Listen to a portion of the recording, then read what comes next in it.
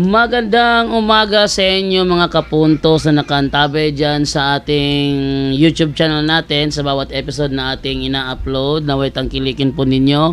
At huwag nyo rin po kalimutan po na i-subscribe po yung Yaki YouTube channel, Jando Alabado TV. Yung mga dating mga natin, mga talakayan natin, i-review ko doon, i-upload ko doon. Sabay na doon, kasama doon ng mga debate review, mga reels na mga sabadista na ating sasagutin doon. Okay, so sa lahat ng mga nanonood dyan, sit down lang kayo, just watch and learn. And then sa episode kong ito, ang tampo ko po sa inyo yung isang gabi na may pumasok sa ating programa at gusto raw makipagtalakayan, no? Pero yung kanyang gustong talakayan is para lang usapan. So hindi ko alam yung kanyang buong pangalan para muna sa natin kontakin para muli magipagtalakayan kung sakali kailangan natin ng katalakayan. Pero hindi ko na alam kung makukontak ko ba ito dahil sa Zoom siya pumasok at wala ko idea na anon. Okay, so sa ganun pa man, ating muling sariwain yung panahon na siya pumasok at gustong magipagtalakayan sa akin. Naririnig mo ako? Yan na. Yes, naririnig ka bro. Okay. Meron ka gusto itanong bro? Yung ano lang bro, kasi gusto ko sana makipagtalakayan sa'yo, pero ito ang hirap sa akin kasi hindi ako marunong gumamit ng cellphone, kaya nagpapaturo ako dito sa anak ko. Anong gusto mo talakayin bro? Yung sana, parang usapan lang bro. Sige, ano yung bagay na yun bro? Ang naririnig ko kasi sa inyo, kadalasan sinasabi nyo na paumutin. Hello, naririnig mo ako? Yes bro, naririnig ka bro. Oo. Kadalasan kasi naririnig ko na sinasabi nyo na si Pedro, yun ang naunang papa sa Roma, yun. Kaya, siyempre, gusto ko ring malaman kung saan nyo nakuha yung batayan nyo na si Pedro yung naunang papa sa Roma. Yun ang pinakapunto ng gusto kong pag-usapan natin. Sige. Ba't kami naniniwala na siya ang unang papa sa Roma? Oo. Okay. Yun ang gusto kong makita kung ano ang batayan ninyo. Okay. Kami bro, naniniwala kami na si Apostol Pedro ang unang papa sa Roma kasi siya ang unang obispo sa Roma. Hindi siya papa dahil may tumawag sa kanyang papa. Hindi siya papa dahil nagpapatawag siyang papa. Hindi siya papa dahil yun ang turo ng Katoliko. Kaya siya papa kasi siya ang unang obispo sa Roma. Kung babasahin natin yung Catholic Dictionary na laging ginagamit ng dating daan, tingnan ko muna ha. Yung ginagamit ng dating daan, the Catholic Dictionary, itong sinasabi dito. Yan, ang sabi ganito. Catholic Encyclopedia, Volume 8, page 171, the Pope, the popular title of the Bishop of Rome, successor of Saint Peter and visible head of the Catholic Church is Pope. Derived from the Greek Papas, title was first mentioned by Saint Ennodius, date 521 and has been in general use in the Western Church since the 11th century.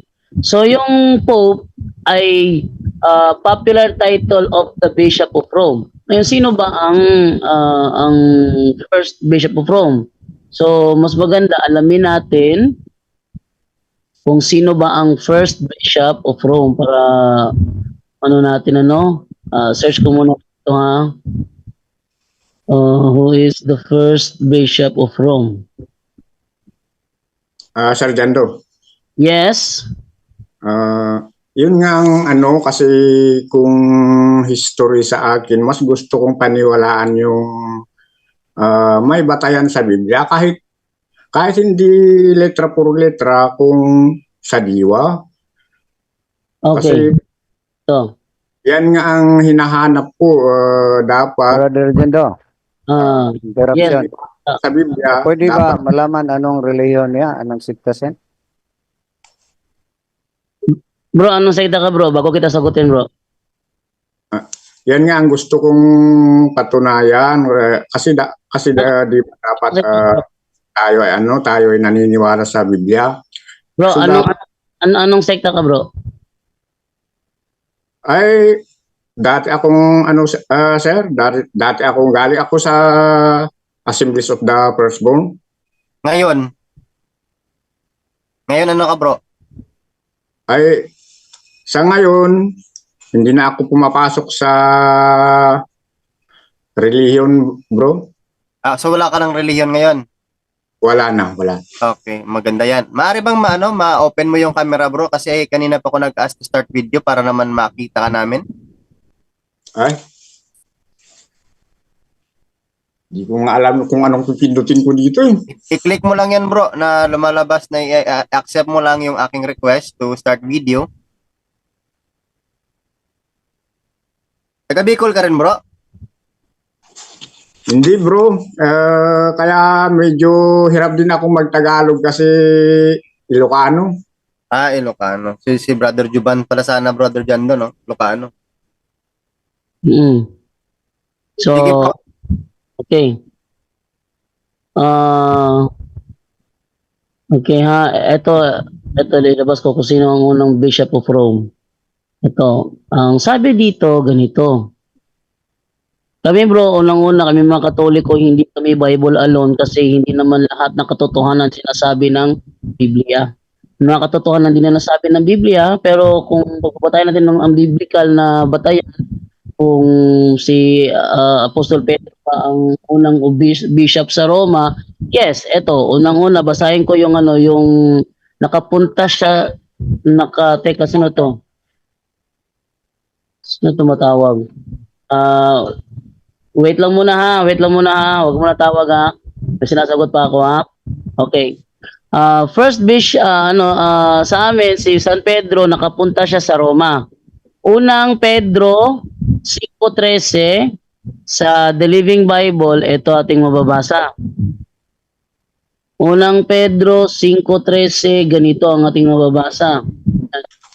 The church here in Rome, she is your sister in the Lord, sends you her greetings, so does my son Mark. Itong First Peter, ito isinulat ni Apostol Pedro, siya ay nasa Roma. Ano po yun? Anong talata yun? First Peter 5:13. 13. First Peter 5:13.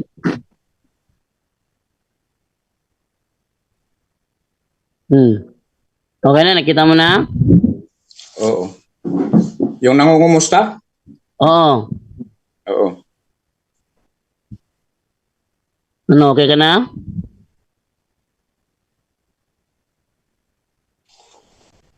Okay na ba? Sabi kasi dito sa 12, isinulat ko yun. Oo. 13? Hindi, dito, itaas mo lang dito sa talatang 12. 12. O sige, 12. Sabi ganito, I am sending this note to you through the courtesy of Silvanus, who is, in my opinion, a very faithful brother. I hope I have encouraged you by this letter, for I have given you a true statement of the way God blesses. What I have told you here should help you to stand firmly in His love. So, anong tanong mo dyan? Yun ang gusto ko sanang pag-usapan, bro. Kasi kung itong ginamit mo, hindi naman nagpapatunay na si Pedro ay napunta sa Roma at hindi Bro, naman sinabi na ano. Ayan bro, nakikita naman sa screen ko, di ba? Nakikita sa live yung yung talata eh. Wag mong iliko. First Peter 5:13, the church here in Rome, tatagalogin ko ha, ang iglesia dito sa Rome. ang iglesia dito sa Roma ay ang kapatid nyo sa Panginoon ay bumabati sa inyo, ganun din ang ating anak na si Marcos. Liwanag ba dyan, no? Ang iglesia dito sa Roma. Pag niliko doon sa 12, na wala naman sinasabi doon na Roma. Ito may Roma dito, ba't niliko mo sa 12? Hindi bro, ang hinahanap ko Bro dito. Jando, may tanong ako muna kay Bro Ramon, bro. Bro Ramon. Sige, may tanong ako sa iyo, bro. Dito, may babasahin tayong talata, bro. Kung sasangayunan mo ba ito sa Isayas, bro, ito ang sabi ni Isayas, no? Siya ang pagsusuotin ko ng iyong buong kasuotan. Ibibigay ko sa iyo sa kanya ang iyong kapangyarihan. Siya ang magiging ama ng Jerusalem at ng mga taga-Huda. Ibibigay ko sa kanya ang susi ng sambahayan ni David. Sa 22, ibibigay ko sa kanyang susi ng sambahayan ni David. Walang makakapagsara ng anumang buksan niya at walang makakapagbukas ng anumang sarahan niya. So ayon dito sa hula ni Isaiah, bro, ang mabibigyan ng susi ni David ay magiging ama ng sambahayan ni Jerusalem. Sangayon ka dito, bro, o hindi? Ang ano ko kasi dyan, bro, si Kristo yun. Yes, wala tayong ano diyan, wala tayong duda nga si Kristo nga yan. Pero sa tanong ko, ang mabigyan ng susi sa sangbahayan ni David ay magiging ama ng sangbahayan ni Jerusalem. Sangayon ka ba dyan o hindi? Yung pakiulit nga, bro. Ang mabigyan nitong susi sa sambahayan ni David ay magiging ama. Sangayon ka ba dyan o hindi? Si Kristo ngayon o Yes, wala nga. Kung wala tayong tutol dyan, ang tanong ko, kung sangayon ka ba na ang mabibigyan ng susi, magiging ama? oo, kasi naging ama nga natin, naging ama nga si Kristo. Yes. So yung susi na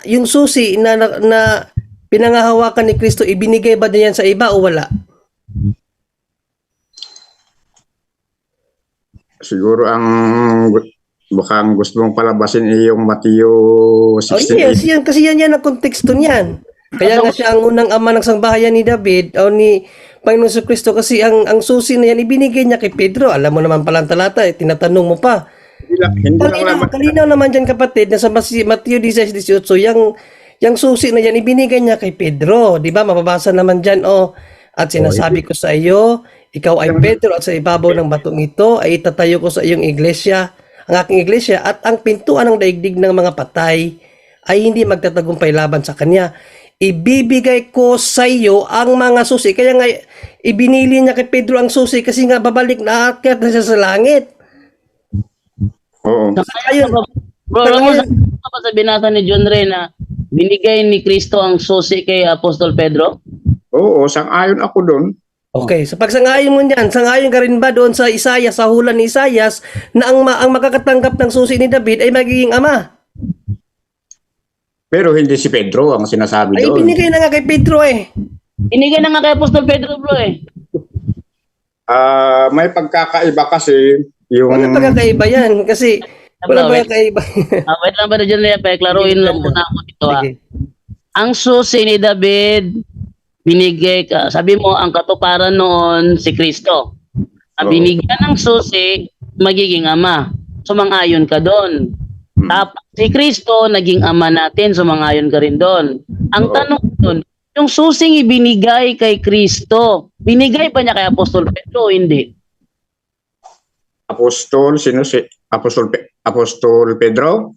Yung susi na natanggap ni Kristo, galing sa susi sa bahay ni David. Kuha ko na bro. At teka muna bro, klarin natin bro. Wag ka munang umiwas. Gusto ko lang, maraming nanonood sa atin eh. Pangit Okay. naman na, palos ako, pangit naman na na hindi ka susunod. Paano natin makla-clarify ang isang issue kung iiwas tayo, hindi ba? Binigay si Kristo, nakatanggap ng susi ayon sa bahay ni David at tatawagin siyang ama. Sabi mo si Kristo katuparan nun. Hindi ko na sasalungatin yon. Okay. So yung si Kristo naman, nagbigay ba ng susi kay Apostol Pedro? Yes or no? Oo, nagbigay nga. Nakasulat nga sa Mateo yan. Dahil nagbigay, tatawaging ama o hindi? Si Pedro? Oh, binigyan. Yan ang sabi sa Isaiah, di ba? Ang bibigyan ng susi, magiging ama sa sambahayan ng Huda. Oh. Magiging ama. Tanong, lang natanggap ni Apostol Pedro ang susi, naging ama ba siya para sa'yo o hindi? Hindi lang naman siya ang ama at yung ginagamit. Tanong bro. Nung natanggap ni Apostol Pedro yung susi ni Kristo, para sa'yo, naging ama ba si Apostol Pedro o hindi? Ito kasi ang ano dyan bro, ito, yung pagkaunawa ko kasi sa nakasulat. Bro Ramon, palalahanan lang kita Bro Ramon, ang sabi mo kanina kasi, ang gusto mo, ayaw mo sa history, bibigyan ka sana ni Bro Jan doon ng historical proof, ayaw mo kasi ang gusto mo yung biblical proof kahit diwa. Ito sobra pa to sa diwa bro eh.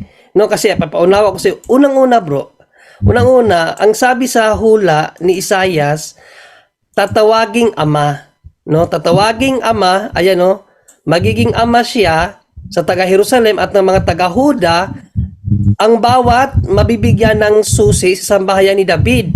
Mayroon pang kapangyarihan na siya lang ang makapagbukas at makapagsara, no? Kung babasahin mo tuloy-tuloy ang 22, walang makapagsara ng anumang buksan niya at walang makapagbukas at anumang sara niya. Yan ang mismong sinabi ni Panginoong Jesucristo kay Pedro, di ba? Sa Mateo 19. Hindi isasara yung tatalian yun. Yun yung ginamit doon. Parehas lang yan. Iba. Bro, tiwa mo kasi tiwa, pareho lang yan eh. Ang point kasi dyan, kapatid na Ramon, ayon sa hinahanap mong diwa, sa hula, yung mabibigyan ng susi, biblically, ang mabibigyan ng susi, magiging ama. Yun ang hinahanap mo eh. Ngayon, si Pedro, binigyan ng susi, napakalinaw dyan sa 18 tinumpisahan. At sinasabi ko sa iyo, si Panginoong Jesucristo ang nagsalita nito, ikaw ay sino ang sinabihan dito, bro? Bro Ramon, kung makikita mo dyan, sino ang sinabihan? Sinabihan ni Panginoong Jesucristo. Yan, naka-highlights na dyan, no? Hindi ko makita. Hindi mo pala makita. Sige, basahin ko na lang. At sinasabi ko sa iyo, ikaw ay Pedro. So si Pedro to. At sa ibabaw ng batong ito ay itatayo ko ang aking iglesia at ang pintuan ng daigdig ng mga patay at hindi magtatagumpay laban sa kanya. Ibibigay ko sa iyo, Panginoong Jesucristo to eh. Sabi mo, di ba? Si Panginoong Jesucristo yan is tama yon, nasa Revelation 3:7 yon. Ang humahawak ng susi ay banal si Panginoong Jesucristo. Pero sa 19, ibibigay ko sa iyo, ibinigay niya kay Pedro ang alin? Ang mga susi ng kaharian ng langit. At ito yung sinabi sa Isaias, ang ipagbawal mo sa lupa ay ipagbabawal sa langit, at ang ipahintulot mo sa lupa ay ipahintulot sa langit. Nakita mo yung parallelism? Yan yung sinabi. Oh, pero ang point diyan, ang makatanggap ng susi magiging ama. Kaya nga siya ang ama eh. Siya ang pinakaunang ama sa sangbahayan na itinatag ng ating Panginoong Jesucristo ng ibig sabihin ng iglesia. Siya ang ama, kaya siya ang pinakaunang ama ng mga Katoliko as visible head of the church Christ founded. Bro John Ray, baka hinahanap niya yung salitang Pope. Yung Pope, ama din naman yun. Yan lang naman yun. Para mas maintindihan niyo po, brother. No? Kasi yung mababasa kasi, yung... Kanina, diwa lang ang hinahanap mo. Ngayon, mababasa na. Si Pedro, pakinggan niyo muna ako. Si Pedro, wait lang muna. Tayo dito, nakikipagtalakayan ka for clarification. Hindi ba? Pag-clarify tayo. Ayon sa hula ni Isaias, ang bibigyan ng susi, makakapagsara, walang makakapagbukas. Pag siyang nagbukas, walang makakapagsara. Tapos tatawagin siyang ama. Magiging ama siya. Ngayon, sabi mo si Kristo ang kinatuparan. Tama. Si Kristo, kinatuparan. Ngayon, si Kristo, binigay naman yung susi kay Pedro. Tapos sabi niya, ano man ang ipahintulot mo sa lupa, ipapahintulot ko sa langit. Ano man ang ipagbawal ko sa lupa, ipagbabawal ko sa langit. Dahil binigay na ni Kristo ang susi kay Apostol Pedro, naging ama ba siya para sa iyo o hindi? siyempre, kung sa spiritual, Ano nga naipasilangan Ayun na, tumanggap na siya, tumanggap na siya, Bro Jando. Ayun, nasagot na pala. O, mag-next na lang tayo. Pero yung hinahanap ko yung paano natin sasabihin na si Pedro ay siya ang naunang papa sa Roma. Yun ang hinahanap ko kasi Bro, nagsabi ka, bro. Punta sa pakinggan niyo muna ako Bro, nagsabi ka, bro, napunta sa Roma. Bro, sabi mo, bro, napunta ka na sa Roma. Binigay ko na sa iyo kanina. Ang Pope, ang tawag sa Pope, Bishop of Rome. Ngayon, si Apostol Pedro ang unang obispo sa Roma. Ang tanong, tutol ka ba na si Apostol Pedro ang unang obispo sa Roma? O sang-ayon ka? Sabi mo nga bro, pero walang talata. Yun ang hinahanap. Ano yung kulanta kasi may talata man o wala, nangyari ang nangyari na. Ito Diwa ha, lang ang hinahanap niya kanina, Bro Jando, diwa lang. walang hinahanap mo kanina kaya binigyan ka ng diwa, naghanap ko ng letra po. Ito bro ha, Medyo ano kasi malayo sa diwa yung kwan, yung paliwan. Saan? Oo ka na nga eh. Jando. Jando. Di ba naniniwala ka ba kayo na sila ang pinagkatiwalaan? bro, teka muna, Badera mo, wag ka munang lumiko bro kasi paano natin makaklaro ang isang issue kung paliko ka ng pag lumiliko ka ng lumiliko. Okay? Hindi naman ako nagpapaliko pero yung talata nga, yung hinahanap ko, yung Brother Jando. Naniniwala ka ba bro, Ramon, na may talata mo nung wala nangyari na ang nangyari? Naniniwala ka doon o hindi? sa aral dapat nakasulat. No, sagutin mo lang bro. Yung ano bro, yung may talata man o wala, nangyari na, naniniwala ka doon o hindi? Parang di yata tamang tanong yan. Sige. Para di yata tamang tanong, ano? Okay, ganito. Hindi si Apostol Pedro ang unang obispo ng Kristiyano sa Roma. Sino bro? Bigyan mo ako ng ano mo. Kasi yung sagot ko, kinokontra mo eh. Kaya, ito yung ihinga ko ngayon ng clarification para sa lahat ng mga nanonood. Hindi si Apostol Pedro ang unang obispo ng Kristiyano sa Roma. Sino bro? Walang nakasulat pero ang nakasulat, ang naunang nangaral sa Roma si Pablo. Okay. So, sabi mo si Apostol Pablo ang unang nangaral sa Roma. Anong taon si Apostol Pablo pumunta sa Roma? Anong taon si Apostol Pablo pumunta sa Roma? Walang nakasulat kung anong taon yun. So, hindi mo alam. Hindi. Tuturuan ka namin kung anong taon siya pumunta sa Roma, maniniwala ka o hindi? Ba't Hindi rin. kung nakasulat, ba't di ko paniwalaan? Hindi bro. Alam natin na wala sa Bible kung anong taon siya pumunta sa Roma si Apostol Pablo, pero talagang nagpunta siya sa Roma. Ang tanong, maniniwala ka ba kung binigyan ka namin ng taong kung ano siyang taong pumunta doon? Mali yung tanong na yan. Di ba ang nakasulat, di ba ang mali sa Biblia, ang nakasulat sa Biblia na nangaral, di ba si Pablo doon sa Roma? Bro, ulitin ko ha. Alam natin sa Biblia si Apostol Pablo pupunta sa Roma. Alam natin yon. Sa Biblia binasa ko si Pedro naman nakapunta rin sa Roma. Ito na mga tanong ngayon. Dahil sila nagpunta sa Roma, alam mo ba kung anong taon sila nagpunta? Sabi mo, hindi mo alam kasi walang nakasulat. Ngayon, sabihin namin sa iyo, kung anong taon pumunta si Apostol Pablo sa Roma, anong taon si Apostol Pablo pumunta sa Roma, maniniwala ka ba? Siyempre hindi. Ay, ba't ka ba nagtanong pa? Hindi niya na kailangan magtanong kung hindi siya naniniwala. Bro, useless na magtanong ka kung ayaw mo palang maniwala. Hindi yung kung nakasulat sa Biblia, paniniwalaan Walang, ko. Bro. Walang kaya Ramon. mangyayari. Hindi ka naman nagkikipag-clarify sa amin eh. Kung sa boxing pa, magsundo ka tayo sa ring. Huwag kang balik. Bro Jando. Bro Jando. Ano yung nangyari bro?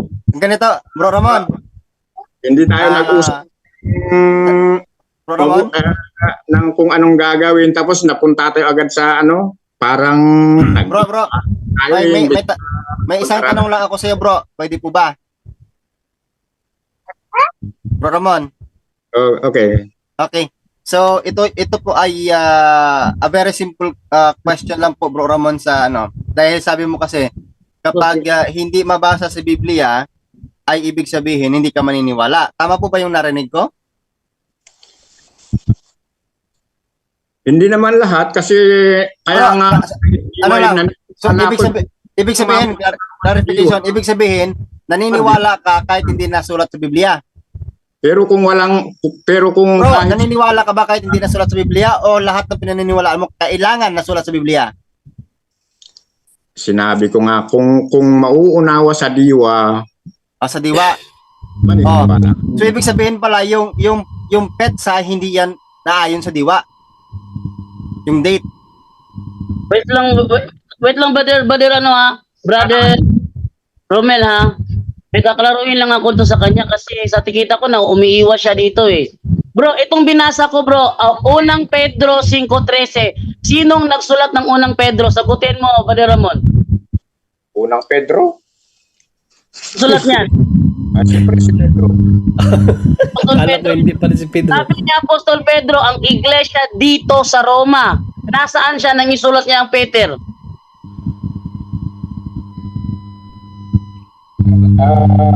Ganito bro, kasi itong binabasa ko kasi lahat. Sagutin bro, sagutin mo pa, huwag kang umiwas bro. Huwag kang umiwas kasi may talata ako nakikita. Kanina naghahanap ka talata. Ngayon may talata ko ipinapakita sa screen na babasa sa mga live namin. Babasa ha? Kaya ipakita mo rin sa kanila sinasagot mo ang aking tanong. Tanong, nang sabihin ni Pedro, ang iglesia sa Roma, nasaan si Apostol Pedro nang isulat niya yan? Magpapaliwanag ako ng konti. Hindi, bro, wag kang magpaliwanag, bro. Bro, wag ka muna, i-mute mo nga muna. Tinatanong ka, wag kang magpaliwanag. Wag magpaliwanag kasi tinatanong kita ng diretsyo. Okay? Ibigay mo ang sagot, diretsyo rin. Para matapos ang isyong pinag-uusapan kasi hindi tayo matatapos kung iwas ka ng iwas. Ang tanong ko sa iyo, sabi ni Apostol Pedro, ang iglesia dito sa Roma ay kapatid nyo sa Panginoon. Pinabati kayo, gayon din ang aking anak na si Marcos. Ang tanong ko, nasaan si Apostol Pedro nang isulat niya ang aklat ng unang Pedro? Nasaan siya, bro?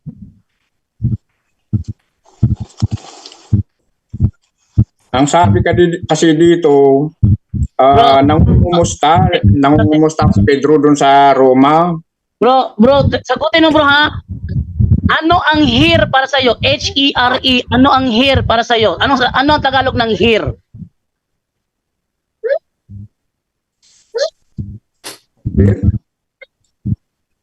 Huwag ka kasing ma-English, bro. Bro, Yari. piloso. Kapatid pala ako dito. Pilosopo. May kapatid Ano ako. ko, naghahanap ka ng diwa. Ito, sobra pa sa diwa at letra po letra ito eh. Ano ang Tagalog ng here? Kawawa ka naman sa tanda mo yan, hindi mo alam kung Tagalog ng here? Dalawa lang yan bro, dito o babae? Ano yung here bro sa Tagalog bro? Ano yung here kung hindi yan dito? Babae. Ang ibig mong sabihin, bro, si Pedro harap-harapan na kinukumusta niya yung tao doon sa Roma. Ay, hindi nakakaunawa. Hindi nakakawa to.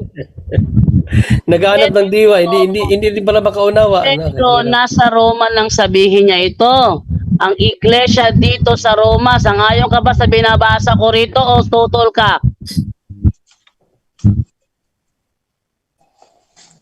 Kapatid na Ramon, ang nais ipahiwatig ni Bro Jando sa iyo, yung binasa niya, yung binasa ni Bro Jando sa iyo, Bro Ramon, para maunawaan mo, ang nagsulat noon si Pedro. Ganito ang pagkasulat ni Pedro.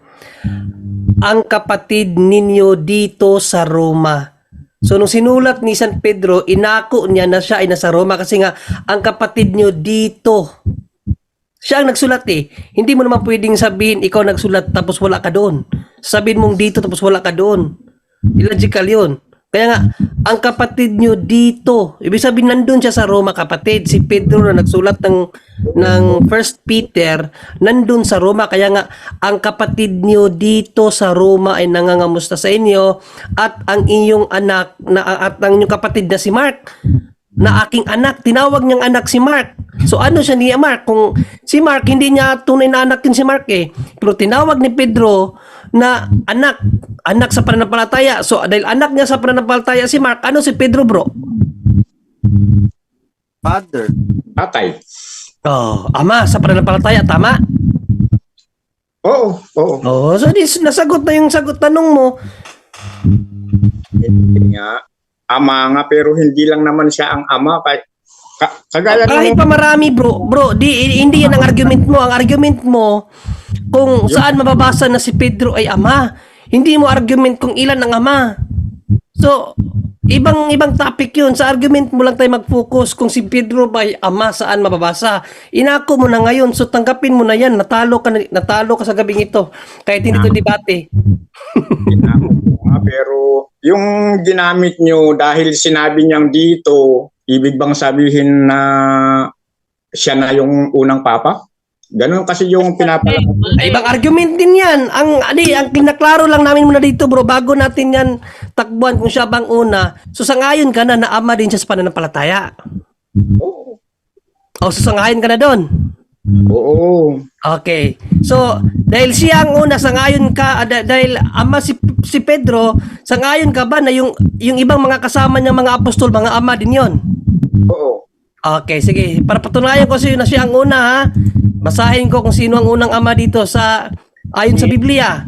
Okay, ikaw babasahin ko sa iyo kasi hindi mo makikita kasi gusto mo Bible o ito ang mga pangalan ng 12 apostol. Sino ang una dito? Sabi dito, bro, si Simon. No? Oy, nawala. Wait lang ha. Oh, sabi dito, sa pinakauna sa lahat, ito ang mga pangalan ng 12 apostol. Si Simon na tinatawag na Pedro ang pinakauna. O sa 12 bro, sino ang pinakauna? Nung sinulat, una si Pedro na isinulat. Di siya ang una. Sagutin mo, bro. Walang diwa na nagsasabi na pinapatunayan na siya ang pinakauna. Siya na nga yung una eh. Ba't siya ilagay sa una kung pinakahuli pala siya? Ano ka ba? Ba't siya magiging una kung nasa pinakahuli siya? Sige nga, gamitin mo nga yung logical mo bro na reasoning. Hindi, Inilagay nga siya ng Diyos, pinakauna siya sa bro, 12 siya ang di ba aminado ka na lahat ng apostol ama, tama? Wait lang, Brother John, wait lang. Sige bro Jando. Minute po kasi nakikita ko sa kanya, nangaasar lang siya. Kasi naputata na. Una, hanap siya kahit sa diwa. Binigay yung diwa, Isaias 22, binigay na yung diwa, tapos naghanap naman ng letra por letra. Binigyan ko ng letra por letra ang iglesia dito sa Roma. Gumagawa pa ng ibang reasoning. So sa madaling salita, natalo na siya at sa letra por letra. Ang ginagawa na lang niya ngayon, nangaasar. So kung wala ka ng ibang tanong, Brother Ramon, tatawag na ako ng iba. Bro Okay. Jando, sagutin Hindi. natin yung kanina, yung baka malate, baka wala, maano na siya, yung sa pregnancy lang, mabigay natin yung, pwede ba daw makipagtalik lang, madalian? Di ba Sige.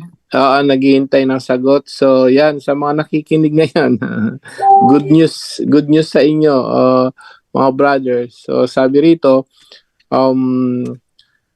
sexual intercourse occurs during infertile period of the woman's cycle or sexual act during pregnancy.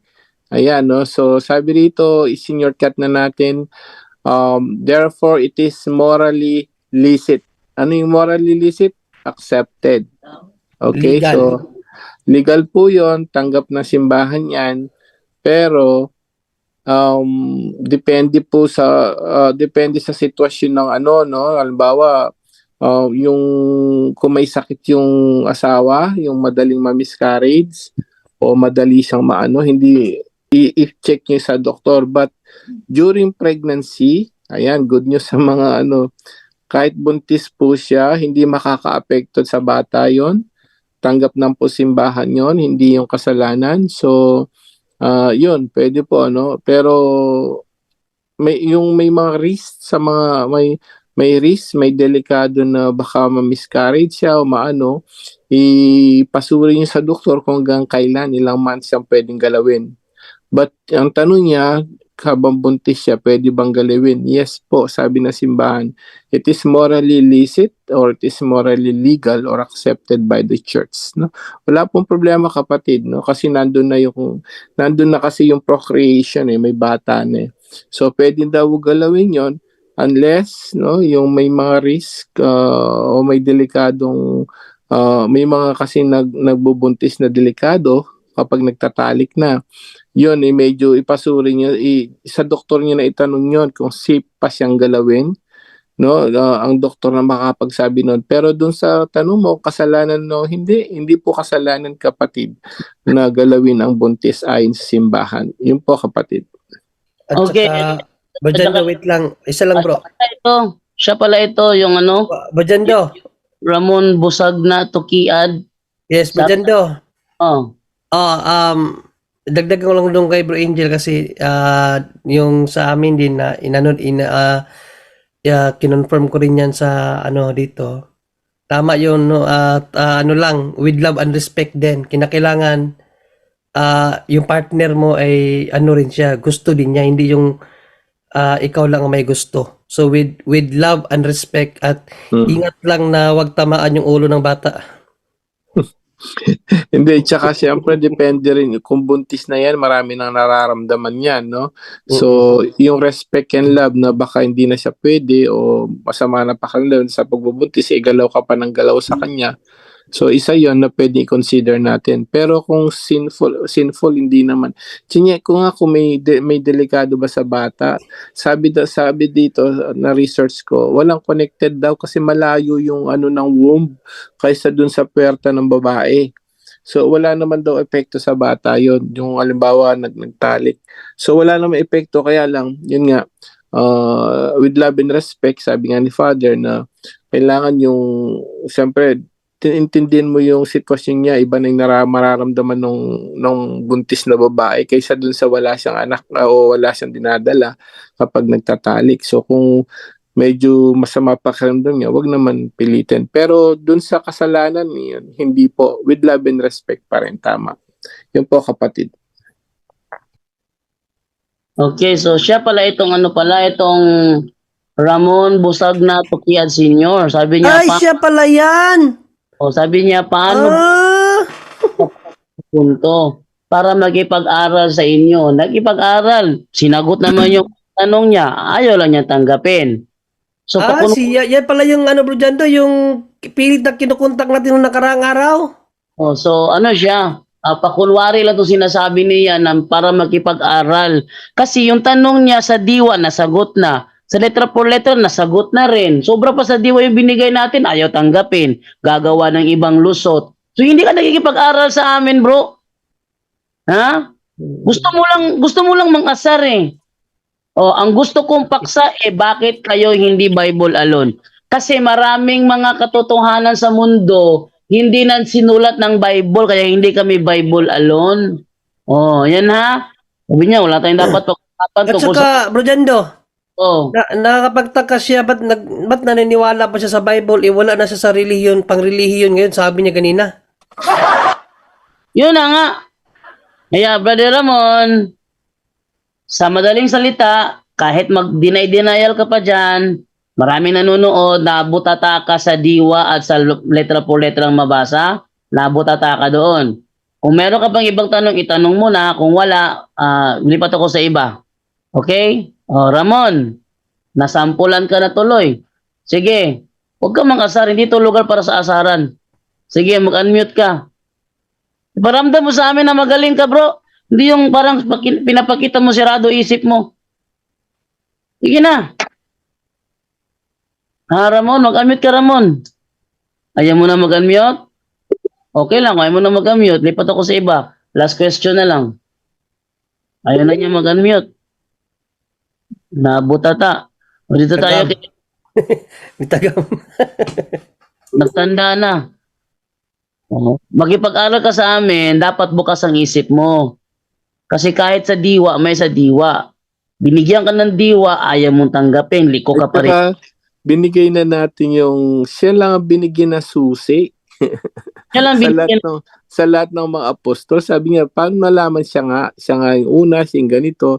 Siya nga binigyan na susi eh. Tsaka siya nga lang at ang pension ninyo, pinalitan nga ng Pedro eh, yung pangalan niya eh. Hindi At naman saka talaga siya ang pinakauna sa 12 bro Angel na hinahanap at niya. siya ang yun na nga. At sasabihin niya, bakit daw siya yung una, siya daw yung papa, siya daw yung ama. At tandaan mo, brother, no, kung nakikinig ka ngayon, ang papa, ang term na papa, yun ay Latin. No? Papa is Latin word sa ama. So wag mo hanapin yung papa yung Latin word dun sa Tagalog or English, no? So kasi ang papa Latin yan, Lating salita. So doon nalilito yung mga tao. Ang pope or papa is a Latin word na ibig sabihin ama.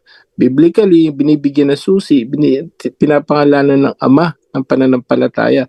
Bakit siya ang una? Siya lang kasi siya lang sila ang binigyan eh. Tapos siya pa yung pinakaunang lagi dyan luna sa listahan si Apostol Pedro. And then sa church history, sa kasaysayan, siya talagang pinakaunang papa, kapatid. So hindi mo pwedeng ipaghiwalay ang Biblia at ang church history, no? At ang kasaysayan ng simbahan. Hindi mo pwedeng paghiwalay yung kapatid dahil pag pinaghiwalayin mo yun, hindi mababasa hindi mo mababasa namatay sila, hindi sila namatay.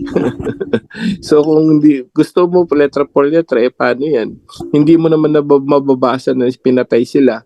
Di paano yan? Hanggang ngayon buhay sila dahil hindi sila Naalala ko tuloy bro Angel yung debate ni Padre Darwin nung nakaraang linggo lang, nakaraang buwan ba yon kay Anides.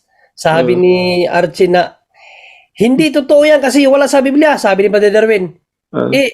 Wala tayo sa Biblia, hindi rin tayo totoo. Hindi tayo totoo. Hindi tayo nag-exist kasi wala tayo sa Biblia.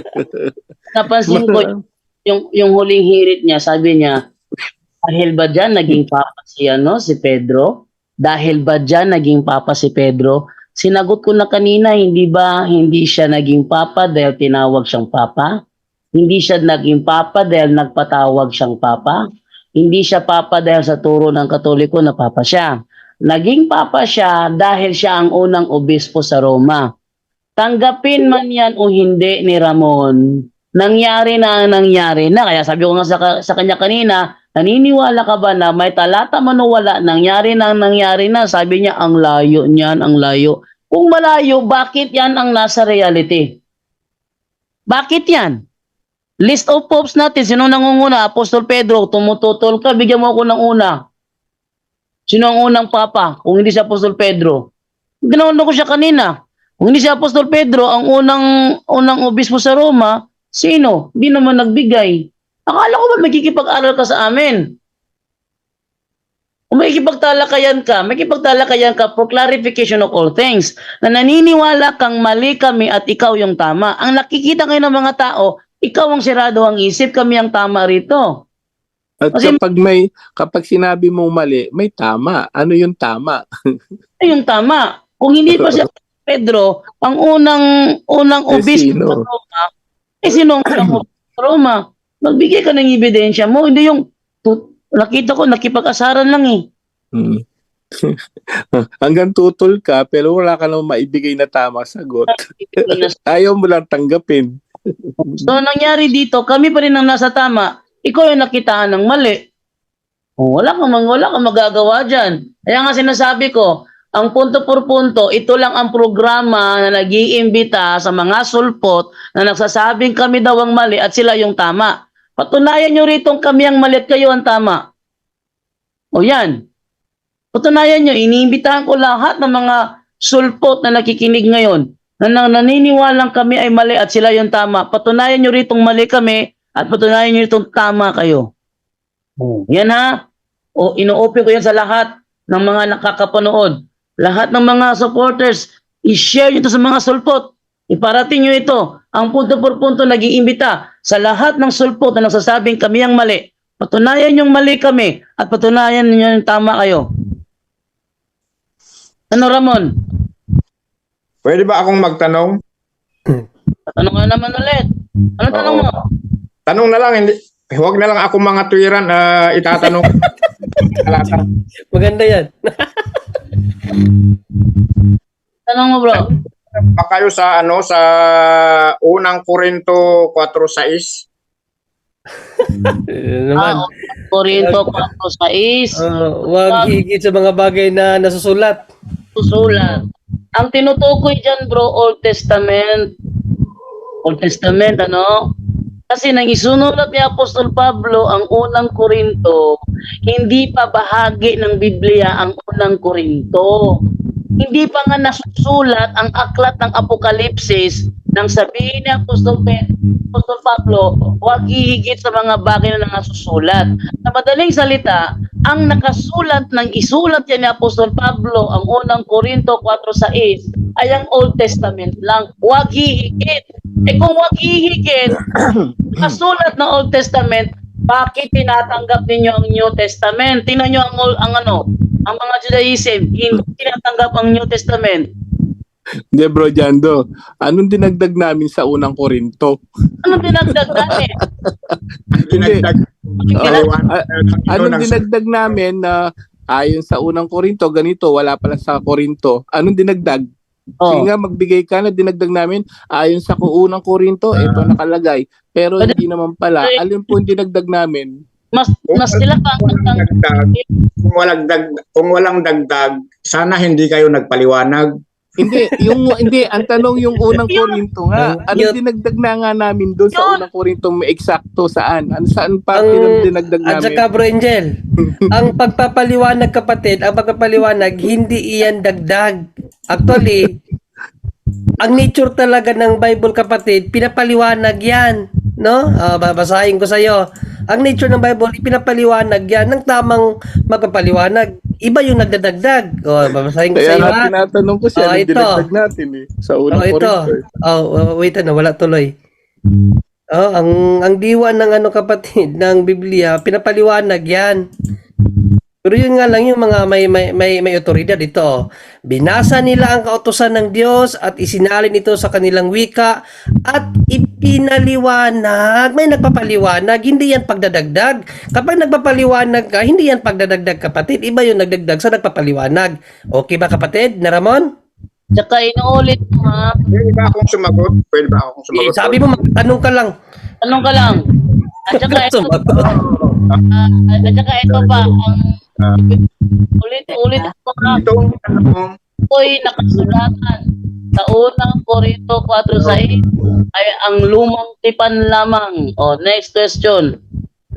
di ba itong taga Berea, kaya nila sinasaliksik yung kasulatan kasi doon nila malalaman kung tama o mali yung sinasabi ni Pablo. Bro, Dito sa Gawa 17:11. ang tinutukoy kasi ni Apostol Pablo ang pagka-Kristo ni Jesus. Kaya sabi niya, tingnan nyo sa kasulatan para mapatunayan yung tamang sinasabi ko. Kasi nangangaral si Apostol Pablo patungkol kay Kristo. Patungkol kay Kristo, pinapangaral niya, at ang pinagbabatayan ni Apostol Pablo, yung mga propesiya patungkol kay Kristo. Kaya sabi niya, tingnan nyo sa kasulatan, totoo lahat ng mga sinasabi Hindi ko. naman yan naunawaan to, Bro Jando eh. At basahin ko, Bro Jando Hindi niya naunawaan. Sabi dito, pinaliwanag ni Apostol Pablo eh. Nawala tuloy. Pinaliwanag naman, kapatid. Sabi dito, mas bukas ang isipan ng mga Hudiyong taga roon kaysa mga Hudiyong taga Tesalonika. Wiling-wili silang nakikinig sa paliwanag ni Pablo. Pinapaliwanag ni Pablo eh. Ayan na naman. Pinapaliwanag.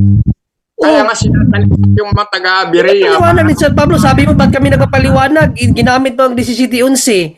Sabi mo, ba't kayo iba kay San Pablo? Kasi sa sabi mo, Gawa 17:11 mo pinapaano na sinaliksik nila ang kasulatan. Pero sinaliksikan nila kasi pero si San Pablo nagpapaliwanag. Hindi siya nagdagdag, nagpapaliwanag. Yan ang gawain ng simbahang Katoliko, kapatid. Nagpapaliwanag sa kung ano ang nakasulat sa Biblia kasi walang pwedeng mag-interpret ng Biblia kundi yung mga taong inutusan ng Diyos. Hindi, ganito. Bro JD, pwede pa ako magtanong kay Bro Ramon? Di ba yung taga-Berea dapat nakasulat, kaya nga sinasaliksik nila yung aklat para mapatunayan kung tama ang sinasalita ni Pablo? Di ba ganon? Ay mali bro, ang tinutukoy din ni Apostol Pablo bro, ang pagkakristo ni Jesus, yun ang kanyang ipinapangaral. Kaya nga sabi niya, tingnan ninyo sa kasulatan, totoo ang lahat ng mga sinasabi ko. Sina-challenge sila. Oo nga, pero di ba bago pumarito si Kristo nasa hula nung una? Kaya nga sinasaliksik yung mga taga-Berea yung aklat sa lumang tipan para mapatunayan kung nakasulat ba ang sinasabi ni Pablo. Di ba Yes, gano'n? kaya nga pinapaliwanag ni San Pablo, bro. Pinapaliwanag ni San Pablo kung ano yung mga nakasulat. Hindi yung kung ano yung talagang nasulat, yun ang sinasabi ni San Pablo. Kaya nga pinapaliwanag Paano mo ipapaliwanag kung nakasulat na? Babasahin na lang sana yun. Kasi Pinaliwanag nga kasi hindi nga nila maunawaan. Ang salita ng Diyos hindi nila maunawaan. Kaya ginawa ni San Pablo, pinapaliwanag. Kasi kung hindi yun ipapaliwanag, di binasa na lang sana ni San Pablo. So, papayag ka na nang nagpapatunay ay yung kasulatan, yung naisulat. Dalawa yan. Dalawa. Isang kasulatan at isang mapapaliwanag. Ano ka ba naman? Ang kasulatan ng base, yung kasulatan. Ang nagpapaliwanag si San Pablo, ganun din ang simbahan. Ang base ng simbahan, ang Biblia, ipinapaliwanag ng simbahan kung ano yung nasa Biblia. Bro, John Ray, Oh yes bro, Jando. ikita ko ang dating daan member yata to ay INC member. Paliwanag basahin natin yung yung sinasabi niya 17:11 ha. Tuloy natin, malalaman ng aral lang sa Pablo Mas bukas ang isipan ng mga Hudiyong taga roon kaysa sa mga Hudiyong taga Tesalonika. Mas may pananabik silang nakinig sa mga paliwanag ng Pablo at sinaliksik nila araw-araw ang mga kasulatan upang tingnan kung totoo nga ang sinasabi niya. Sumampalataya ang maraming Hudiyo roon, gayon din ang mga Grego, pawa mga lalaki at mga babaeng kilala sa lipunan.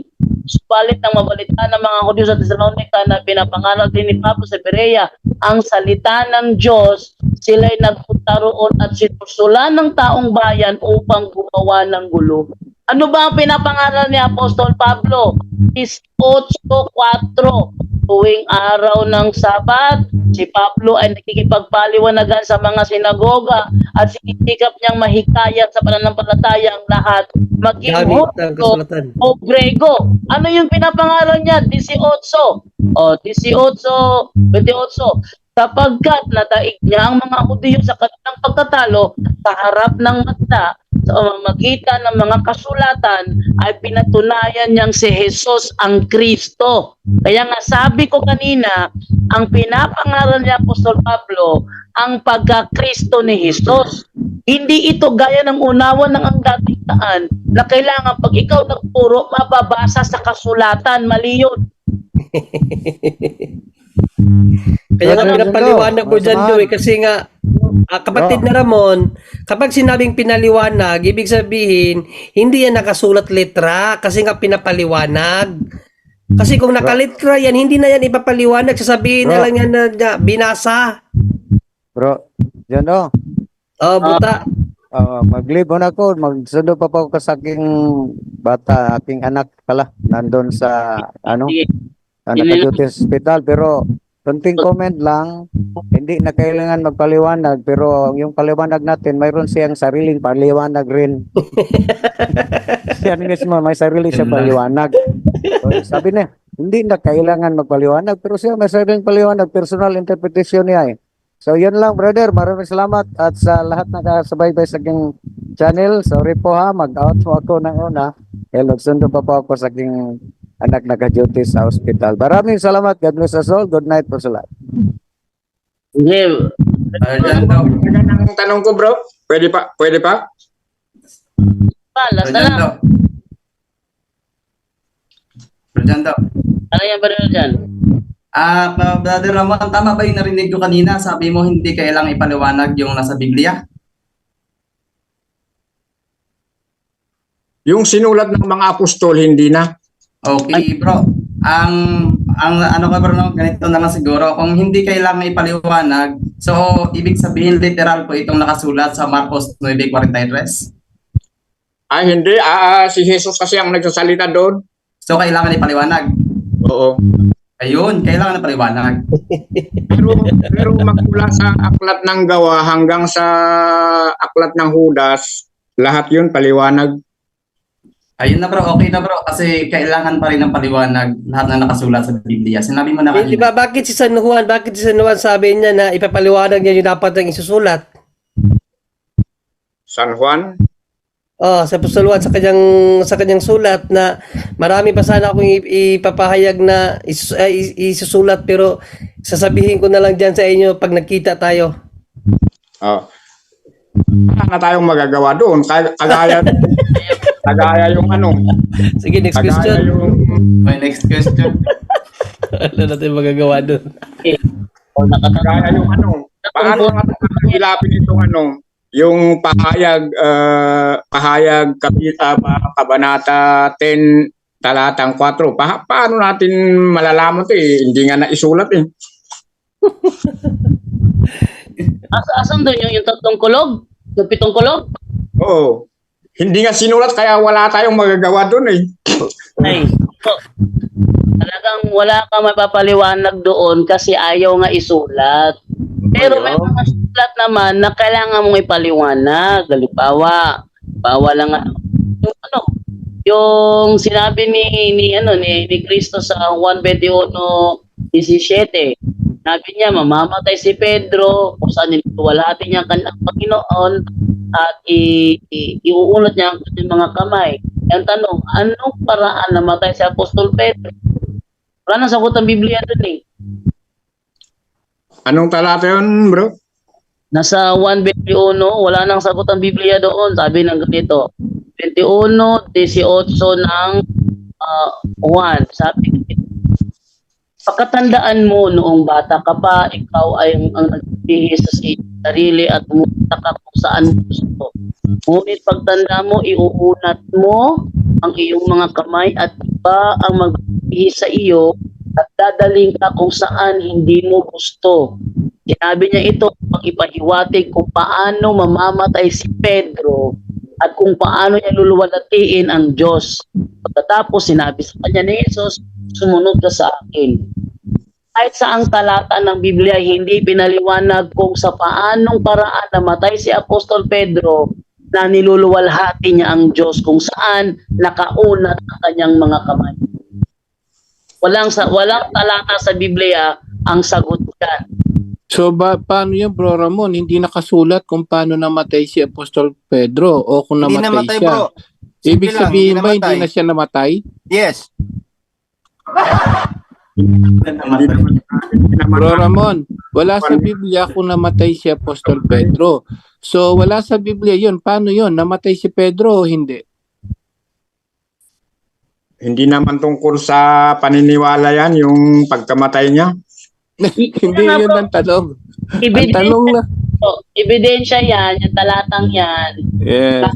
kailangang ipaliwanag mo. Paano papaliwanag yan? Hindi ka gagawa ng kwento, magsaliksik ka sa kasaysayan kung ano ang pinamatay ni Apostol Pedro para malaman mo kung sa paanong paraan siya pinatay kasi hindi na binigay sa Biblia kung sa paanong paraan siya pinatay na nakaunat ang kanyang mga kamay. Kaya Yan nga ang mga sundan bagay, Bro Ramon. Yan ang mga bagay sa Biblia na pinapapaliwanag. Kaya nga sundan natin yung gusto niyang paliwanag. Siya nagpapaliwanag pero bawal magpaliwanag. Pero Brother Ramon, tinatanong ka namin, namatay ba si Pedro? Hindi, kasi wala sa Biblia. Paano yan? Kaya nga hindi sinulat eh kasi hindi naman pa natin Ang tanong, wala sa Bibliang namatay siya. Totoong namatay siya o hindi? Hindi. Bro, may yan. Naman na, Bro, Rachel, ano bang makakuha natin kung maniwala tayong namatay o hindi tayo naniwala? May maitutulong ba yan sa pananampalataya natin? O Ay, nawala na. Sabi mo, basta't wala sa Biblia, hindi totoo. Kaya nga tinatanong kita, wala sa Bibliang namatay si Pedro. Totoong namatay o hindi? Wala sa Biblia yon. ang pinag-uusapan kasi natin, bro, Ay, wala na, bro. Bro, hindi ka nagigipag-aral sa amin. Pinapakita mo lang dito sa amin, sa live namin na kami ang tama at ikaw yung mali. Kasi kami meron kami patayan eh. Ikaw nagdadayan ko lang eh. Bro, kontra mga pinagsasabi niya. Dapat nasa Biblia. Pag wala sa Biblia, ngayon, pag sinabi mo namang wala sa Biblia, ay kasi ganito, kasi ganon. Eh, wala na, bro. Kasi kontra na pinagsasabi niya. parang Mang Raymond, alam mo Mang Raymond, aksaya ka lang sa oras. parang ang Parang si Mark Umbao to ah. parang ang pinag-uusapan natin kasi kung ganun eh may CR ba ang Diyos? Parang ganun yung Mali rin yan, bro. Mali rin yan, bro. Pero naniniwala ka ba, bro, na Kristo kumakain, umiinom? Siyempre, nagsi-CR yun. Naniniwala ka ba doon? ba't pa natin pag-uusapan yan? Kasi binanggit mo eh. Tanungin kita ngayon. Binanggit mo. Narinig namin ngayon. Nakatulong yan sa kaligtasan natin, ang pinag-aaralan natin yung paano tayo Wala na to. Budando, yung pag-usapan daw natin kung paano daw maliligtas. How about this one, brother? Hindi na ito kailangan ng paliwanag, no? Ito, basahin ko muna.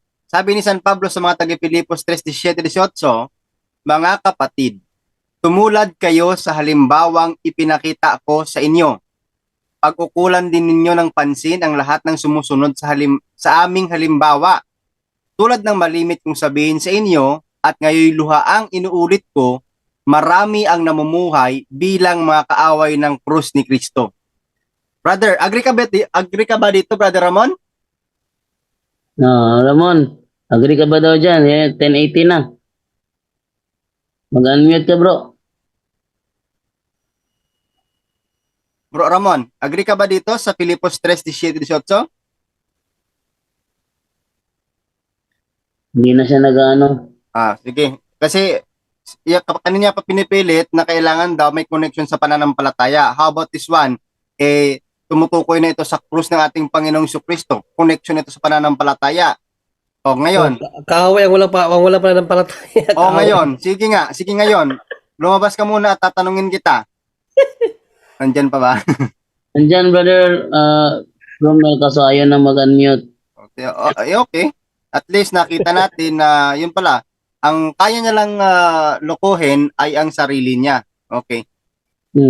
Niloloko niya sarili niya, pati ba naman tayo dinadamay pa? Sarili mo lang lokohin. Sa programang ito, nakikita ng karamihan ng aming argumento at ang argumento mo. Once lumihis ka, hindi kami ang lugi dyan, ikaw yung lugi dyan. Ayaw mong maipit, lumilihis ka, ay ikaw ang lugi dyan kasi ayaw mo magkipagbanatan. At saka, pag pumasok kayo dito, siguraduhin yung marami kayong dala kasi marami kami dito. Marami kami nagtutulungan.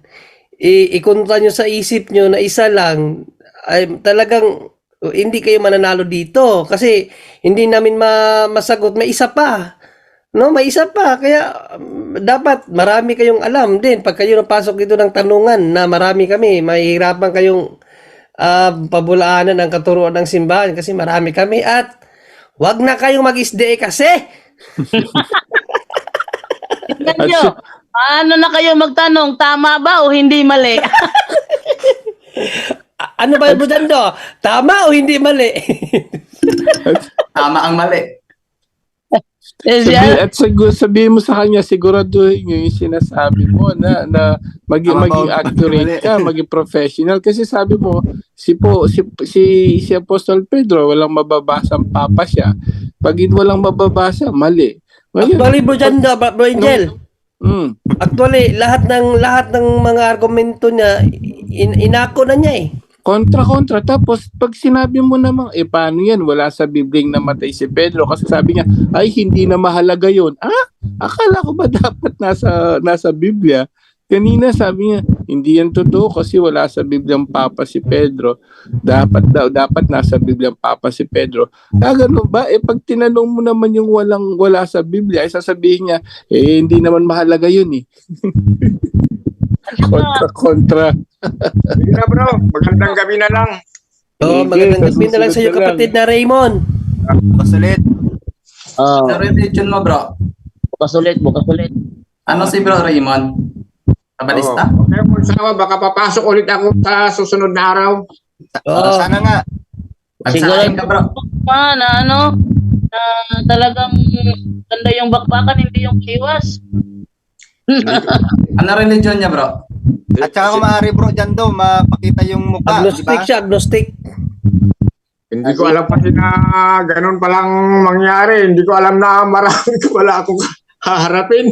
Ay, ano sinasabi sa iyo? Kaya kinakailangan kahit na marami kami bro, alam mo bro, kahit na marami kami bro, basta nasa tamang rason ka, wala kami magagawa sa iyo. Pero Tama. sa pinakita mo, ikaw na nga lang mag-isa, yung pang mga reasoning mo, maliban na sa pambata, di pa ka panipaniwala. Mas maigi pa nga yung mga bata mag-reason bro, kasi stick talaga yan sila sa rason nila. Tama yan. At ang isang malaking example dyan, Brother John Ray, kung ikaw ay nasa tama kahit nag-iisa ka, like Saint Paul, ay kayang patumbahin kahit na sino man sila. Correct. Maring Panginoong Kristo siya lang mag-isa. Ang daming ang daming niyang mga kalaban, mga parisiyo, kaya nga pinapatay na lang nila kasi hindi nila kaya eh. Yes. Pero pag nasa mali ka, kahit marami pa kayo, kung nag-iisa ka, ay wala kang panalo. Talaga, kahit pa marami kami, kung ikaw ang nasa tama, hindi ka namin matitinag. Pero unang tanong mo pa lang about kay Pedro bilang Santo Papa, siya una ba Santo Papa? Ikaw na nga mismo ang umamin eh. Hindi mo lang tinanggap yung inaamin mo na. Kaya sa susunod brother, no, ikaw pala yung inintroduce sa amin ni Brother Vicente. So ngayon nakapasok ka na, may access ka na, pwede kang pumasok next time. Tama yung ginawa mo, magtanong ka lang, huwag kang makipag-argue para matuto ka kasi ang gusto mo lang naman makipag-aralan. Don't argue with us, no, just ask question para makasagot kami sa iyo. Ikaw na bahala mag-aral sa mga sagot namin kung tama ba yung sagot namin o hindi. Huwag kang magdala ng argumento kasi hindi ka talaga mananalo sa amin kasi kulang ka pa sa pag-aaral. Bagkos nagtataka nga ako sa iyo kasi agnostic ka na ngayon. Hindi mo na alam kung saan ka mapapatungo na ano ka na pariwara ka na pero naniniwala ka pa sa Bible. Nakakapagtaka yung ganyang paniniwala, no? Wala na paniniwala sa reliyon pero naniniwala pa sa Bible. Unang-una dyan kapatid, ang Bible, gawa yan ng isang relihiyon. May relihiyon ang gumawa ng Bible. Paano kang walang relihiyon? Naniniwala ka sa Bible. Kaya dyan pa lang, ayusin mo muna yung ano mo, paniniwala mo sa ganyan.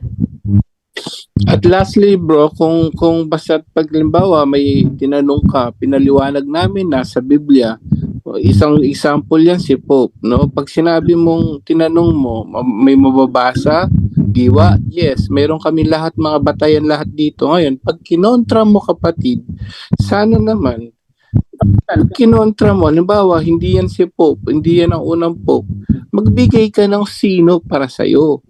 May batayan ka. Bigyan mo kami. Hindi yan ang unang papa, pero wala kang naibigay. Sinong unang papa?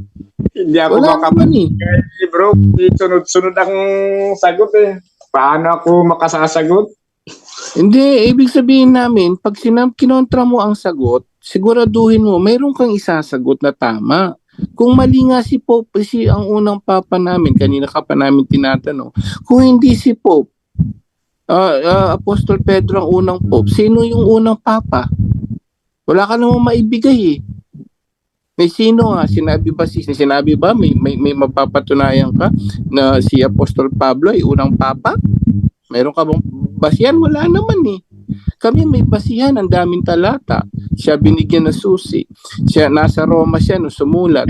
Pagkatapos sa church history, tingnan mo yung list of popes ngayon. Isa internet, list of popes. First pope, Saint Peter.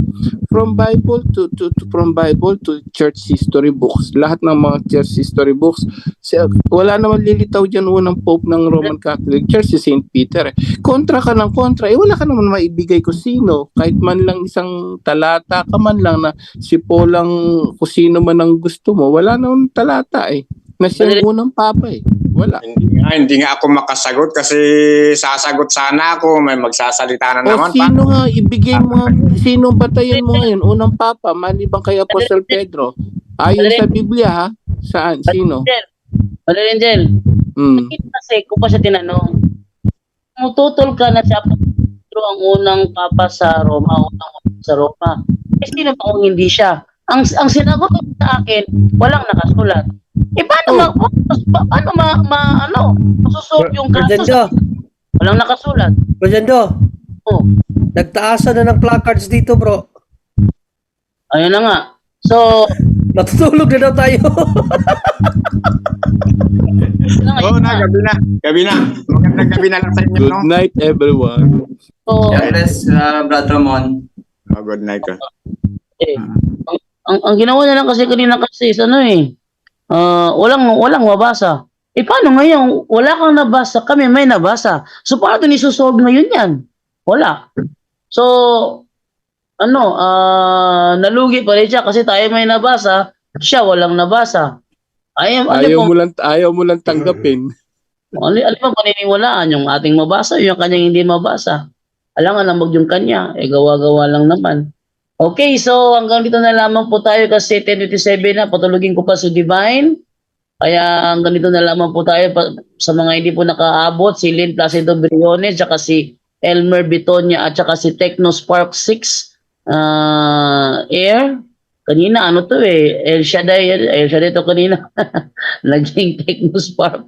So, sa lahat, hindi nakaabot, meron pa naman bukas, no? Kaya doon kay Ramon, na gusto makipagsubukan, sana next time, ipakita mong tama ka at kami ang nasa mali. Kasi kapag kami nangangatwiran, may batayan kami. Pag sinabi mo, Marami kami. pag sinabi mo na wala yan sa Biblia, hindi mo nasusolve ang issue. Kasi alam ng mga viewers namin lahat na maraming kaganapan sa mundo hindi na isinulat sa Bible. Correct. Alam ng mga viewers namin yan, kaya kung sabihin nyo lang na hindi totoo, kasi wala sa Bible, walang maniniwala sa inyo. Para kami magapi ninyo, ilabas nyo lahat ng ebidensyang hawak ninyo. Anyone can claim the statement of the Bible because we can do a private interpretation. Kining ako mga kaigsunan nga gipabarog nga usa ka haligi nganong matuod ang simbahan tungod kay gitukod ni Kristo.